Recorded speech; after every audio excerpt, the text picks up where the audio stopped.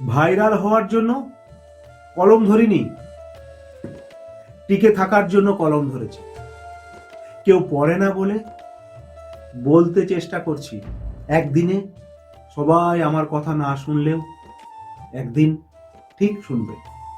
হয়তো তুমি, এই সমাজ, কিংবা এই বিশাল পৃথিবী হয়তো আজ শুনছে না, কিংবা কালও শুনবে না।